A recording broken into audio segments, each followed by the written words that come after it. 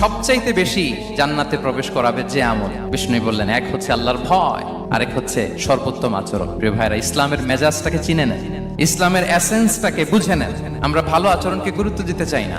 অনেক নামাজি লোক দেখবেন নামাজ পড়তে পড়তে কপালে কালো দাগ ফেলে দিচ্ছে, বাসায় বউয়ের সাথে খারাপ আচরণ করে, খিটখিটে মেজাজের, প্রতিবেশীর সাথে শুধু ঝগড়া, কলিগদের সাথে ঝগড়া, মারামারি, দুঃসম্পর্ক, এরকম আছে না? নাই বলেন, আছে না? কিন্তু নামাজি, অনেক বড় হাজি, একদিনও কোরআন তেলাওয়াত মিস হয়। তো এত ইবাদত করেও সে ইসলামের আসল এসেন্সটাকে ধরতে পারে না। বিষ্ণু বললেন, সবচেয়ে বেশি জান্নাতে প্রবেশ করাবে যে দুটি আমল, একটি হচ্ছে তাকওয়াল্লাহ, আল্লাহর ভয়, আরেকটি হচ্ছে উত্তম আচরণ, সর্বোত্তম আচরণ। তো আমরা যেন উত্তম আচরণের অধিকারী হই, আমার স্ত্রীর সাথে যেন ভালো আচরণ করি, প্রতিবেশীর সাথে যেন ভালো আচরণ করি, ছেলে মেয়েদের সাথে যেন আমাদের অ্যাটিটিউডটা ভালো থাকে, আচরণটা ভালো থাকে, কলিগের সাথে যেন ভালো থাকে। বিশ্বনবীর আচরণ যেমন ছিল তেমন আচরণ যেন আমরা গড়ে তুলতে পারি। আওয়াজ করে পড়ুন আমিন। সুনানে আবু দাউদের এক